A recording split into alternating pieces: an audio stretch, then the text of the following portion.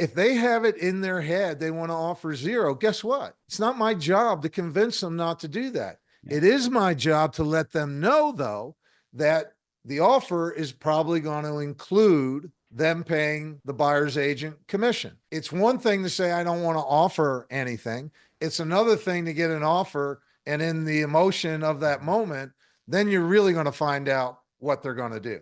So Yeah. I don't need to fight that battle up front because I don't even know if it's going to be a battle yet.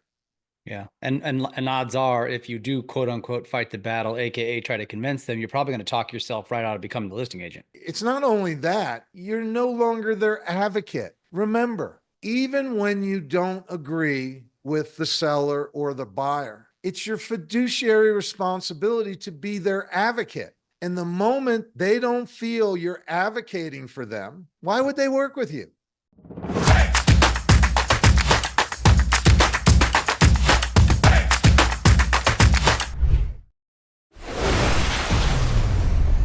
Look who's back for another round. We didn't get enough of the former Miami Dolphins linebacker Steve Shull on episode 265. So if you did not listen to that episode, I suggest you stop what you're doing, you go listen to that one, and then this one will just continue on from where we left off in the last one, which we will recap for just a few moments where we left off. Steve, you talked again about your background, about how you got into real estate, how you got into coaching, and all of the things that you do that make you different, that make you stand out. And we ended that episode really talking and diving into those conversations about how you go about those listing appointments and how you're not going to someone's house and how you're not afraid to be told that they don't want to work with you. So maybe take us back there, and then let's lead us into some of the conversations that we wanted to have, which are commission in this post-NAR world. Post-NAR decision world. So take it away, and then let's start jamming. All right. I appreciate you having me back for round two. So what we were getting into at the end of the first session, again, my coaching clients do not go out to the house to make a presentation about, price, home preparation, what they're going to do, marketing, in an effort to convince a potential seller to do business with them. Instead, we talked about this concept that I got with Chris Voss called the favorite or the fool, meaning when you get a phone call, the phone call every agent wants, which is, hi, we're thinking about selling our home. We'd like you to come out and talk to us. Most agents, that puts it, that triggers a chain of events. I'm going to prepare for that appointment. That might take a couple hours or more. I'm going to drive out to the house. I'm going to take a tour of the home, and then I'm going to, pull out my listing presentation. If I have a formal presentation, or I'll have an informal conversation. And again, basically talking about price, home preparation, marketing, why they should list their home with me. And that whole, appointment's going to take roughly 2 hours, give or take. And then we're going to spend another 24, 48, 72 hours on pins and needles waiting to find out. And what we talked about last time, we do all that in a 15-minute Zoom call. We call that a new client discovery call. And again, the framework is, tell me a little bit more about what's going on. Then we're going to tease out what their fantasy price is. We're going to find out what the nightmare scenario is in terms of what they're thinking and what they'd be willing to do to avoid that nightmare. And then I'm going to say, now that we know the fantasy, if you won the lottery, what would that look like? And we know what the nightmare is, what you want to avoid at all costs. I'm curious, what are you actually hoping for? And now we're going to get a sense of reality. This framework breaks down into 3 parts. Is there a deal here? Is there a deal here with me? And then do I want this deal? And so the first part, we're trying to figure out, are they realistic or not? Assuming they are, now I want to find out, is there a deal here with me? First, we're going to get into whether they even want to work with an agent or not. I'm going to say something like, would it be crazy to think, or would it be wrong to assume that if you could sell your home without working with a real estate professional, that would be your preference? Now, we call that a mislabel because we know most people are going to say, no, I want to work with an agent. And I want them saying, no, I want to work with an agent. That's good information. It's also great information if they say to you, yeah, if we could get away with not doing this, with not having to work with an agent, that's valuable information. That gives you some insight. They're probably wanting to save money on the commission.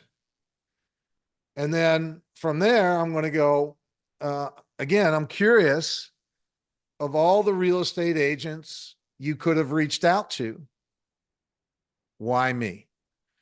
We call this proof of life. And again, this comes from the hostage negotiating world, where a hostage negotiator wants to know the hostage is alive. In real estate, I want to know why they want to work with me. Do they have a reason for why they want to work with me? And why me? There's only two things they can do: give a robust response where they give you all the reasons why they want to work with you, or give you a random response. Oh, we saw your sign, or we got a piece of mail, or we were throwing darts at a dartboard and your name came up. So I'm listening to what is their perception of my value. And if I think I'm the favorite, then I'm going to say, at the risk of not wanting to be presumptuous, would it be wrong to assume you would like to work together? And if they want to work with you, they're going to say, absolutely, we want to work together. Or at the risk of putting you on the spot, it sounds like you might be leaning in the direction of working with another agent. That's really going to make them squirm when you're actually the fool in the game. Because when you're the fool in the game, they want you there for one reason. They want free information. They're doing their due diligence. They want to find out what you know. And so they don't want to tell you they're working with someone else because they haven't asked you all the questions they want. So they're definitely going to squirm. They're going to say something like, oh, we're still interviewing. We're still thinking about it. We're still processing. So we're listening. We're listening this whole time, whether we're the favorite or the fool. And if we think they're the favorite, then the third part of the equation, do I want this deal? And then that's where we're going to bring up commission. There's a couple things that might be potential sticking points. Would you mind if I put them out on the table? No, please do.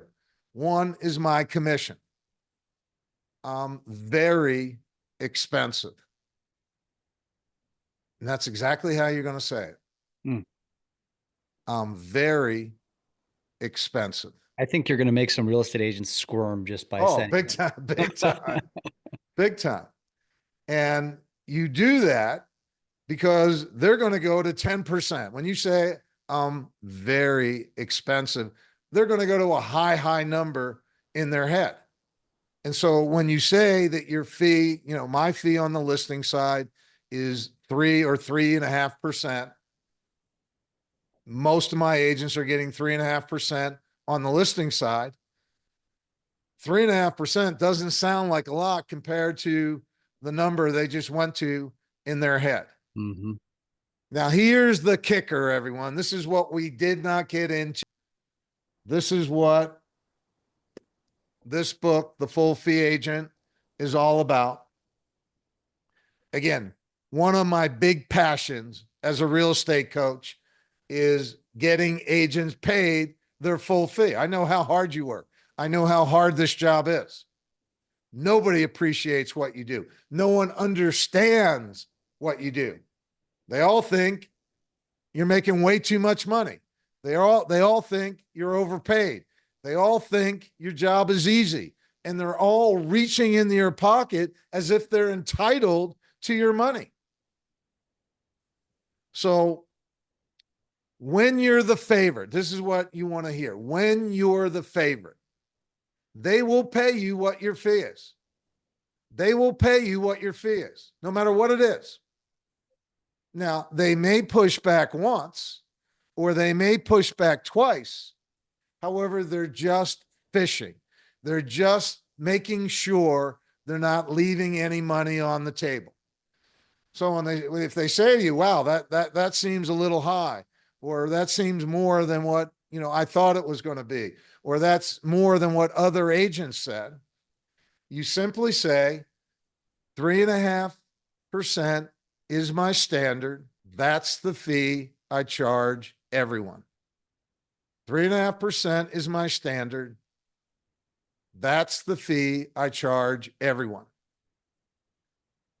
And when you're the favorite, 9.9 times out of 10, that's all you need to say, because you just gave them a reason why they're going to pay you, because that's your fee and that's what you charge everyone.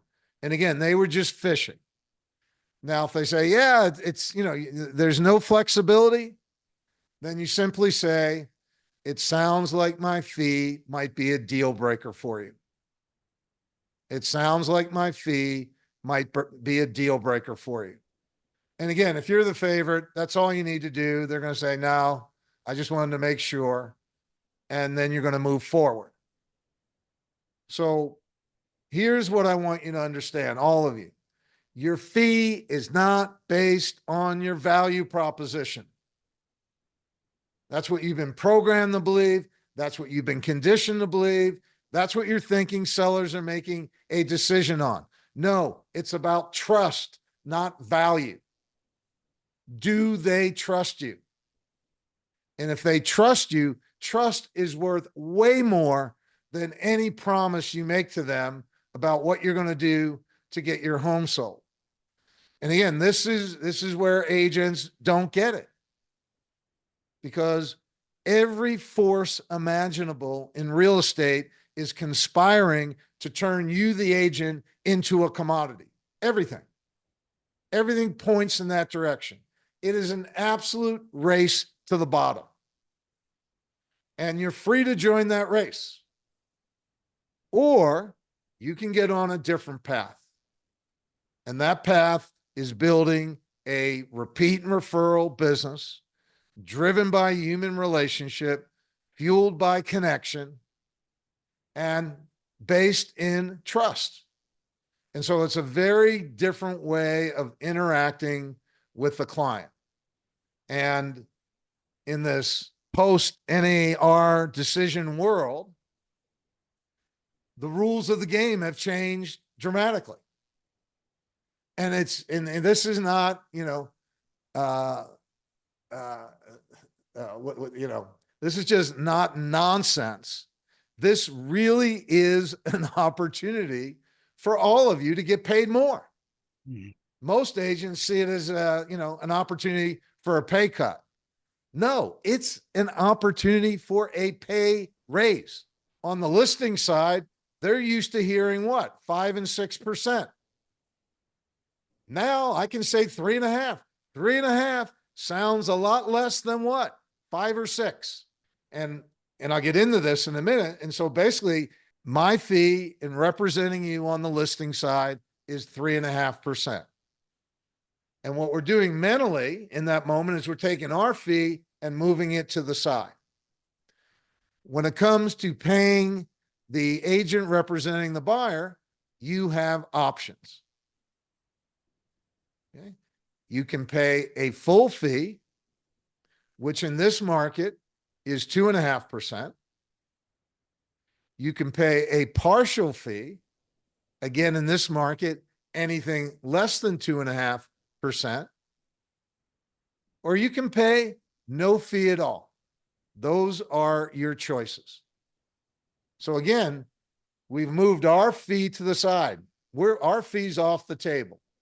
If they want to negotiate anything, it's going to be the fee on the buyer side. And what you have to recognize is there are going to be certain sellers, they don't want to pay any fee at all. They've read something, they've heard something, they've already made their mind up. They're not paying. My job is not to convince them that's a bad move. That's not my job. Then you're going to have the group of sellers who want to pay a full fee because in their mind, that's what makes sense. They want their home sold. and they don't want to put themselves at any competitive disadvantage at all. And then you're going to have the middle group who's saying, well, if I don't have to pay, I think I should pay something. However, if I don't have to pay 2.5, I'd rather not. Am I really going to hurt myself by offering 2 or something less than 2? Again, there's not enough data right now for any agent to make any claim. And what you would say to that, sir, these are the things you need to think about. You need to consider, if you offer anything less than 2.5, in the minds of a buyer, does that put you at any type of disadvantage? Only you can determine whether you think that's a risk worth taking or not. So far, we don't have enough data to say one way or another whether that's going to impact you. And this is a big part of what we teach, putting responsibility where it belongs. That decision belongs to the seller. They have to decide what they're going to pay. They have to decide whether they want to offer a full fee, whatever that is in your market, a partial fee, or no fee at all. Your job is to lay out the landscape. Now, if they ask you what you think, okay, the first thing you would say is, it sounds like you want my guidance. It sounds like you want my input on what to pay the other agent, or should I pay the other agent? If you don't think it's a horrible idea, now again, notice I keep phrasing these questions in a certain way. We call that no-oriented questions. And the reason why we phrase it in this way, we want to get a no response that serves us. And the reason why we want to do that is people love to say no. Just think, you go into a clothing store, you're going to buy a new outfit or a new suit or a new shirt or whatever, shoes. The salesperson comes up to you, first words out of their mouth, can I help you? What do you always say? No, I'm just looking. You're there to buy something. Yeah. That no is a reflex. As human beings, we love to say no because saying no makes us feel safe and protected. So we want to use the fact that people love to say no. And that's why we ask our questions with a no orientation. So I'm going to say, sounds like you want my guidance, sounds like you want my input on whether you should offer a commission or not, and if so, how much. However, before I do that, would it be a horrible idea for you to share with me what you're thinking? Now, again, if you're the favorite, they're going to share. They're not going to withhold information. They're not going to play this, ticky-tack game of, oh, you tell me first. You go first. As a real estate agent, you've been through this your whole career. They don't want to give you the price. They want you to give the price first. You don't need to play that game anymore. You don't need to play that game. You always let them know that you're going to give your input. However, if it's not a horrible idea, what are you thinking? And if they still want to withhold information, that's a very good sign that I'm the fool in the game and I'm only there to give them free information. So they're going to let me know what they're leaning towards. And if they're leaning towards no commission, then I'm going to let them pay no commission. However, I'm going to let them know, if you're offering no commission, you can expect, if a buyer is interested in your property and they write an offer, the buyer, through their agent, is going to be asking you to pay their agent. So the offer will include you paying the agent. You can expect that. Now, you don't have to accept that. You can accept, you can reject, or you can negotiate. And so if they want to offer zero, I'm not going to fight that. If they're committed, I'm not going to fight that. If they're going back and forth between a full fee and a partial fee, first I'm going to, find out what they're thinking. And then I'm going to share my opinion. However, it's my opinion. And there's a difference between giving an opinion and telling someone what to do. In the way we coach and what we teach, we're never telling people what to do.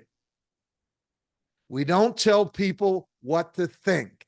Instead, we make them think. I'm always going to make them think.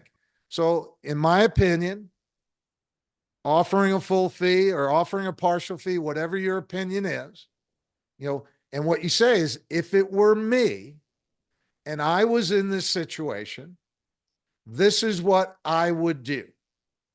However, it's not me.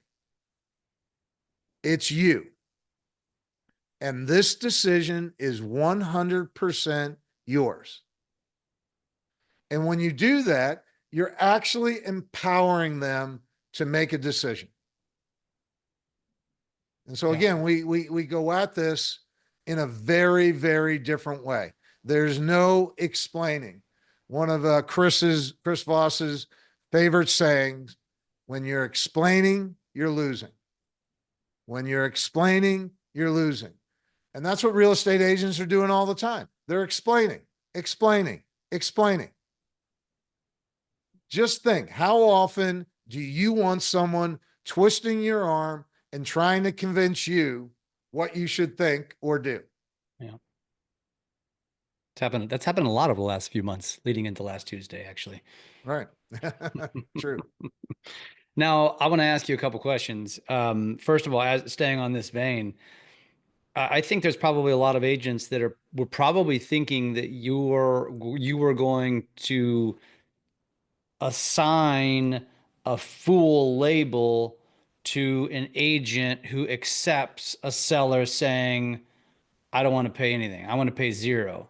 But what you're saying is, I think what I interpreted was that I'm going to let the chips fall where they may, because when an offer comes in, that emotion of getting this thing sold might change their mind. 100%. If they have it in their head, they want to offer zero, guess what?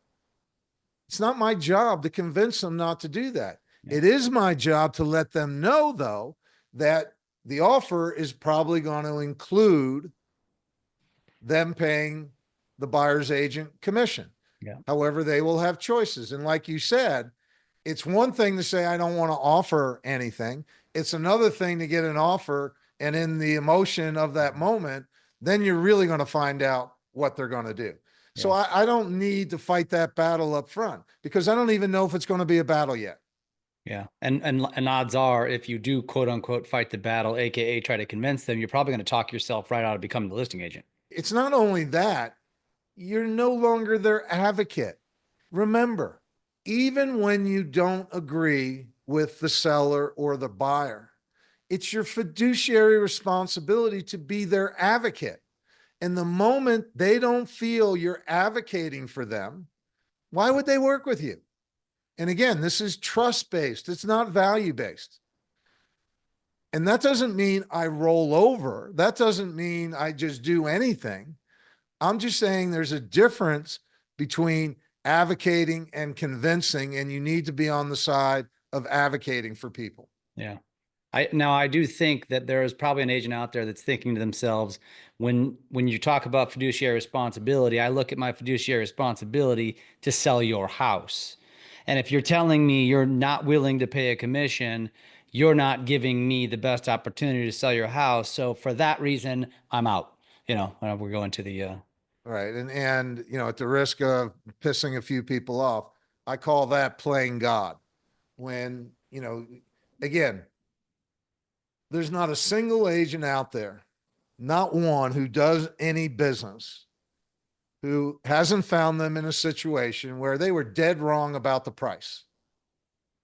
They said it would never sell for that, and it ends up selling well over. Or they thought it would sell for a really high price and, didn't sell at all. we just don't know. No one has the ability to predict the future. Yeah. And I just want to go back to what you said earlier. In the moment when there's an offer on the table, we don't really know how someone's going to respond. Mhm. So I don't need to cut myself off.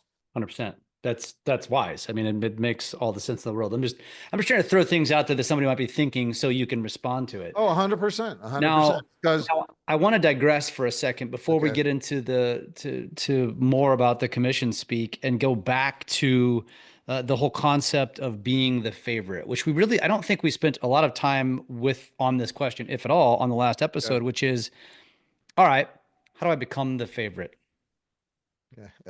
that's the question everyone answers. And there's no answer to that question other than staying in touch with people over the long term, being top of mind, always putting there's two ways. Let me back up. There's two answers to that question. There's the long-term answer by getting people in my CRM, getting them set up on the right cadence, and then staying in touch with them and always putting their interests first and being of value so that when they're ready, they call me up because we've been in relationship. So that's one way that you become the favorite. A second way that you become the favorite is as human beings, every human being has personal preferences. Every human being has a past. So even if I'm a seller and I'm interviewing 5 complete strangers, I don't know a real estate agent, and I've picked 5 random people, one of those 5 is going to be the favorite because of my personal preferences going in. Just the way we are as human beings. Mm-hmm. Some people like blue, some people like red, some people like chocolate, some like vanilla. So we all have personal preferences. And again, this is something agents don't understand. The playing field is never level. When you go on a listing appointment, and most agents think, oh, I want to go on the appointment. I want to go on the appointment. Because if I can get in the living room, I can dazzle them with my amazing personality and my brilliant presentation and my incredible track record and all my testimonials. No, it doesn't work that way. No, let me take a step back. It works that way 20% or less of the time. When you're the favorite, what that means is your odds of getting the business are 80% or greater. When you're the fool in the game, your odds are 20% or less. So what I'm describing to you, there's no guarantee. When you're the favorite, it doesn't guarantee you're going to get the business. It just means your odds are up there. Sure. When you're the fool in the game, it doesn't mean your chances are 0. It means they're 20% or less. Again, Chris Voss loves to say, we live in a Las Vegas world. We live in a world of probabilities. And what we want to do as a real estate agent, what we want to do is focus on high probabilities. And so this always comes up, and I will get back to your question. Well, even if there's a 20% chance, I want that. No, you don't. No, you don't. If you have to go on 10 appointments to get 2, 1, or 0, then you're never going to have time to deal with the people where you would have been the favorite. Because you're too busy messing around with all these people where you really don't have a chance. So one of the things that people really resist in what I teach is even though there's a 20% chance or less, we're foregoing that opportunity. We're walking away. Not all business is equal.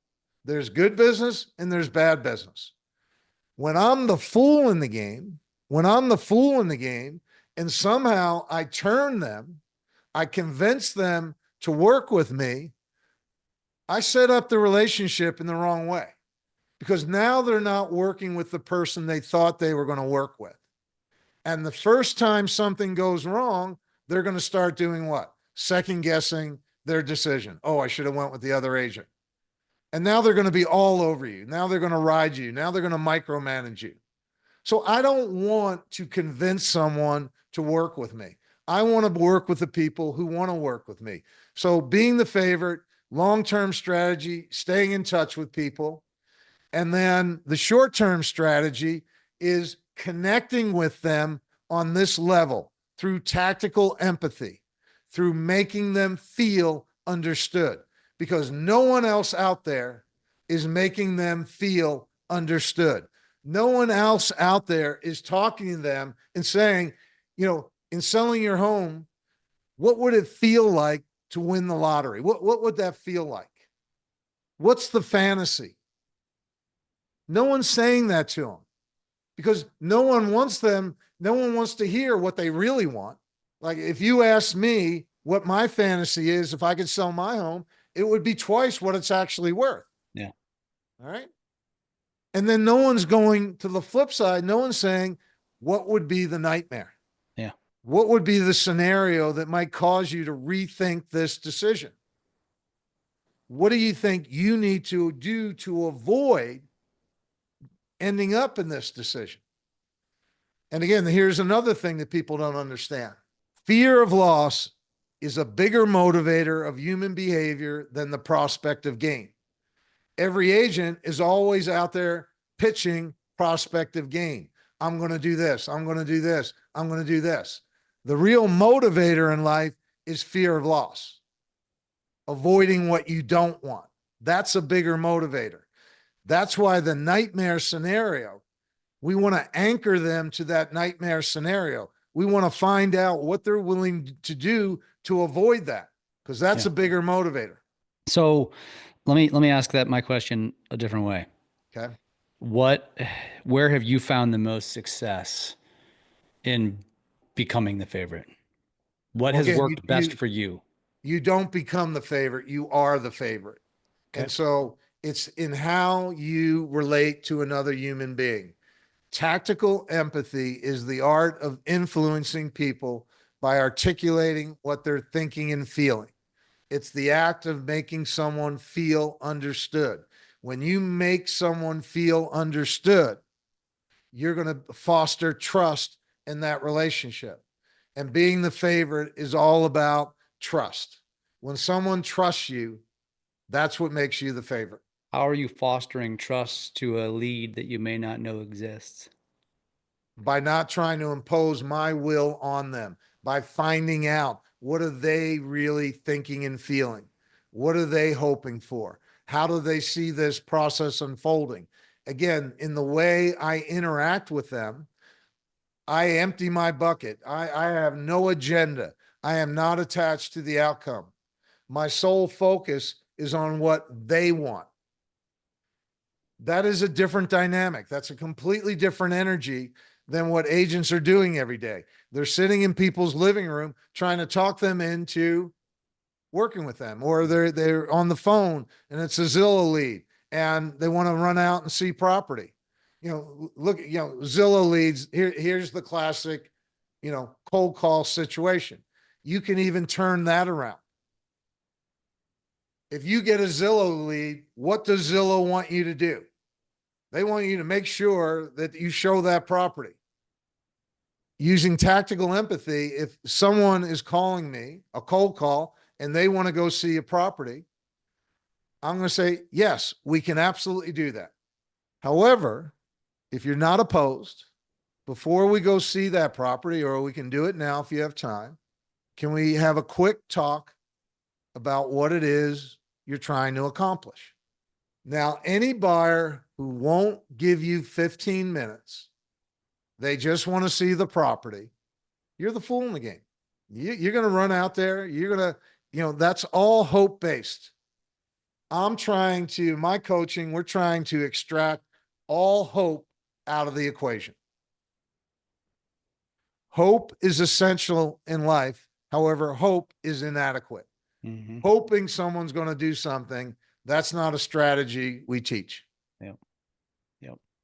Now let me rewind it even further. So a lot Okay? of what we've talked about are assuming someone contacted you to even give you a chance. So once they Right. get to that point, do you have anything within your coaching or that you advise based upon your experience or experience of the agents that you've worked with to get that phone to ring more often, effectively attracting more opportunities to get to the point where they get to have these conversations? Again, people are going to hate my answer. That's okay. All you can do to make the phone ring more is one, talk to more people on a daily basis, and B, stay in touch with more people on a regular basis. That's it. Yep. Basic math. And if correct me if I'm wrong, your your description or your strategy around staying in touch is not very time consuming. It's like once every 90 days, right? Once every 90 days, and it's a checking call. It's not a real estate call. I'm not Yeah. trying to hustle them to find out, are they buying or selling, or do they know of anyone who's buying or selling? I'm just checking in human being to human being. Hey, if they want to talk real estate, they will bring it up with me. Mhm. I'm a real estate agent. I don't need to prompt them. Yeah. Love it.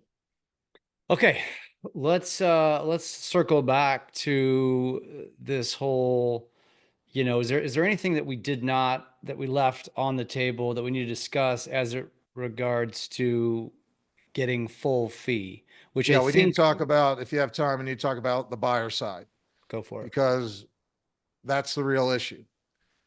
And and this is where what I'm coaching again is very different. What we're going to say to a buyer, we're going to take them through the same framework. I want to find out, am I the favorite or the fool?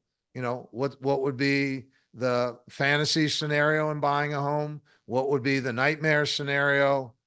What are you really hoping for?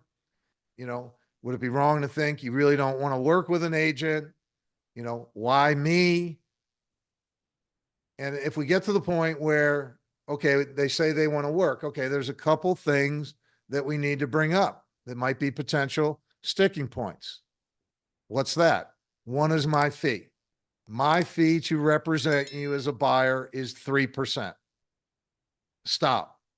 That seems really high. Again, 3% is my standard. That's the fee I charge everyone. Well, I thought the seller paid the fee. In the past, that's absolutely been the case. However, since last August, things have changed. If you don't mind, what have you heard or what have you read, if this is appropriate, about the National Association of Realtors, lawsuit, settlement, commissions? I always want to find out what they know first. I always want them talking first. And if they don't want to talk first, that's a good sign that I'm the fool in the game. They're going to tell me what they know. And I'm going to say, again, if you don't think it's a horrible idea, could I share with you the realities of today's real estate market? Okay. And they're going to go, of course, please do. As a buyer, ultimately, you are responsible for paying my fee. Again, this is where what we're coaching is different. We are not sidestepping this. We're not trying to make it seem like the buyer's not going to have to pay.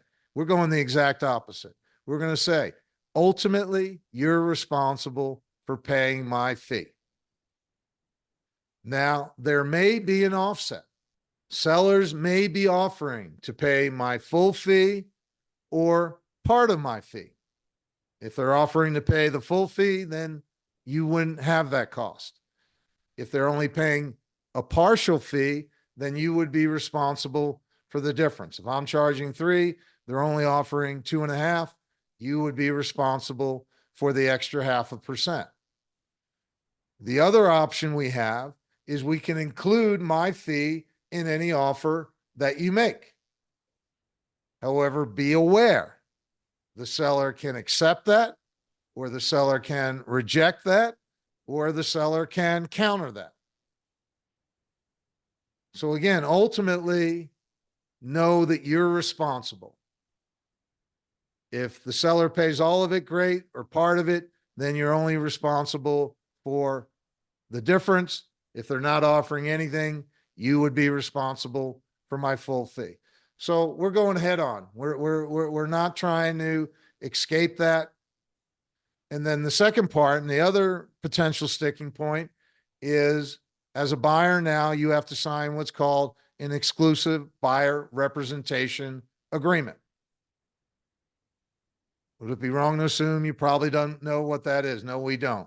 Would you mind if I, share with you? No, please do.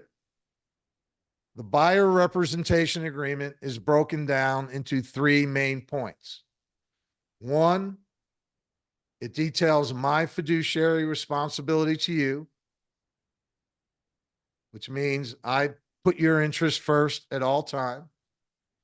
Two, it defines our relationship as one of exclusivity and for what period of time. And three, it details my commission, which I shared with you, which is 3%. And then I'm going to be quiet. And then if they want to ask questions, they ask questions, and I'm going to answer their questions. However, I'm not going to be explaining. And so again, for agents representing a buyer, I set my own fee, not the seller, not the listing agent. And to me, that's a positive. Yeah. Okay. So then let's talk through some of the potential objections that might come. Okay.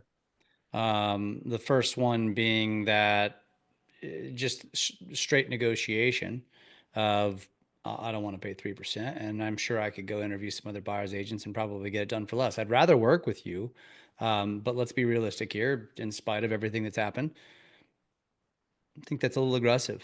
Would you be willing to go at 2%? Yeah. So again, everyone's going to hate my answer. You're absolutely right. Other agents do charge less.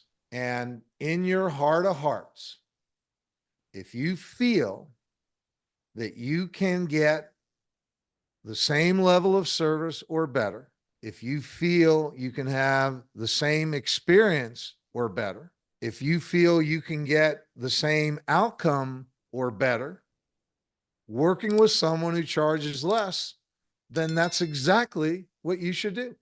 I'm going to give them an out and see what they do with it. Reverse psychology here. 100%. I like it. I like People it. want what they can't have.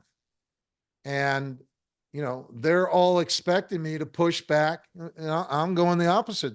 Hey, if you think you get a better deal working with someone else, then you should absolutely do that. And what am I demonstrating right there?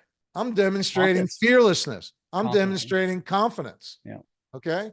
When I'm willing, remember in any negotiation, the person who has walkaway power, that's the person who has leverage. Yeah. And when I'm willing to walk away from that buyer because they're not going to pay me, remember, if I'm the favorite, part of being the favorite means they pay me my fee. That's part of being the favorite. If they're not willing to pay me my fee, then I'm not the favorite. Yeah. Now, how about, let's do one more. How about the buyer who says, cool, I'm down for 3%, but if the seller counters and I'm on the hook for a 0.5%, 1%, I'm just going to tell you right now, I can't afford that. Are you still willing to work with me? The short answer is no. The only answer is no.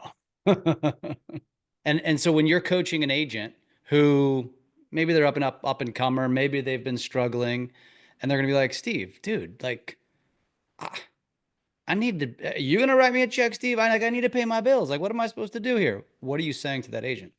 Okay. The root of all evil in real estate is this idea that something is better than nothing. And agents make that deal all the time. And every time they make that deal, something is better than nothing. They're selling a piece of their soul away every time. Yeah. Because in real estate, there is never a time when someone's not reaching in your pocket. Never. And not only do they reach into your pocket, they feel entitled to reach into your pocket. And when they reach into your pocket, they're not grateful. There's no thank you. There's no appreciation. Just the other day, true story, agent working in Manhattan. And normally in Manhattan, it's 3 and 3. Manhattan was a 6% market, 3 and 3. On this listing, it was 2 1/4, 2 1/4. And someone I'm coaching was representing the buyer. And he was, so he's already working for less than what he's used to. And they get into the deal and they're going back and forth, back and forth, back and forth. They can't come to an agreement. Then the seller's agent comes back and says, look, we've talked directly with everyone. We figured it out. You, the buyer's agent, and the seller's agent, you're both going to give up 0.5%, 1% total. And the agent, what do you mean? You don't tell me what I'm going to do. And if you don't give it up, we're going to go to your manager and we're going to tell your manager that you're obstructing this deal. He says, go to my manager. They go to his manager. They call the owner of his company. Okay. Tell him he's getting in the way of a deal because he's not giving away the commission. So managers are going to hate me. What does the manager say? Give the money up, do the deal. So he ends up giving away at least 0.5%. It may have been more. Then he gets a closing report before it's he gets a breakdown, different states, different things. Mm-hmm. And he sees on this, the other agent hasn't given up anything. Oh. They lied to him, hook, line, and sinker. They made him believe that everyone was giving up. He was the only one. They went to his manager. They went to his owner. Tell me he didn't feel like a fool in that situation. And the only reason I bring that up, because it's that way every time you're giving your money away. Yeah. Look, if you got to finance a deal for a buyer or seller, they shouldn't be doing the deal. They should not be doing the deal. If it's $1 million home, they don't need your $5,000. Yeah. That's BS. And so going back to your question, you're starting out this, that, there's always a reason to give your money away. There's always a legitimate reason. And the problem is, and this is what agents don't understand, on any one deal, it doesn't seem like a lot on any one deal. However, if you add it up over the course of a year, and then you add it up over the course of a decade, then you add it up over the course of a career, what you've given away is your retirement. That's what you gave away. And now you have to work longer and harder because in the short term, you gave in. I would even argue it's probably a relatively, I would say fresh, but also kind of old school at the same time perspective. I know there's going to be a lot of agents, and you said it yourself.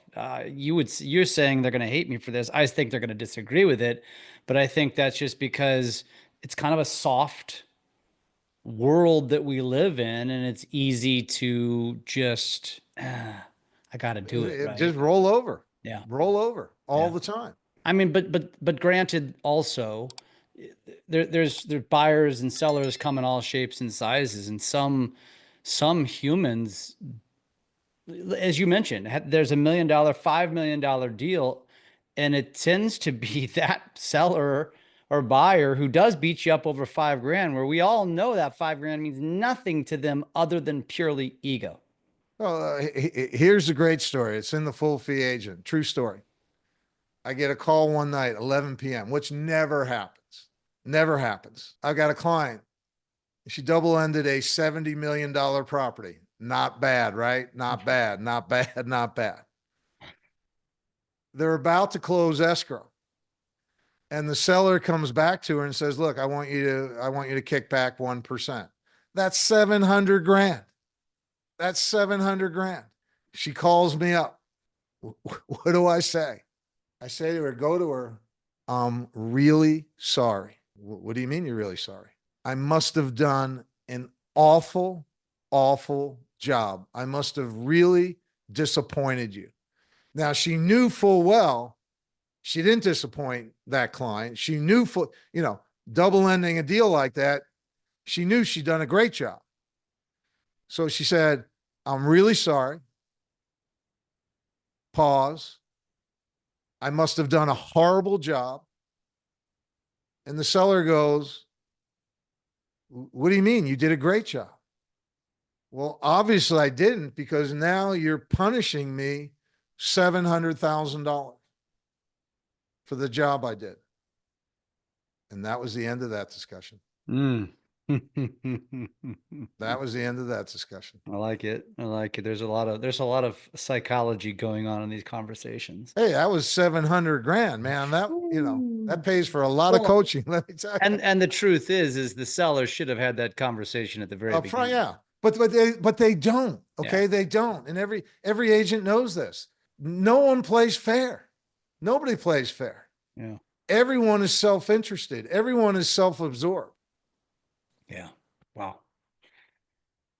Steve, this has been another fantastic conversation. In fact, I looked at the clock and I was thinking to myself, this is probably going to be a shorter episode than the last one. And here we are at an hour, right. Which is telling. I think it's obviously, you're great at this, and you're great at telling these stories. These conversations are very easy and they're very rich. Yeah. Remind our listeners once again how they can get connected and get more of you. www.performancecoaching.com website. We write 2 weekly blogs, one that I write and one that one of our coaches writes on tactical empathy. Every other week, I write a team blog. All that's free. You can sign up for that. We have an event, a live event on December 3rd. You can look that up. Again, www.performancecoaching.com. The books, The Full Fee Agent, Real Estate is Not Rocket Science, The Real Estate Team Playbook. They're on Amazon. And if you have any questions, just email support@performancecoaching.com. We'd love to help you. I love it. And if you are a social person, as I had to pull it out of him on the last episode, Instagram, Shull Performance Coaching is the name of his Instagram. Steve, it's been a pleasure, man. It's been great having these conversations. I hope we get to stay in touch. And thank you again for sharing with our audience, man. This has been fantastic. Well, thank you very much. Thank you for having me again. I really appreciate the opportunity. Absolutely.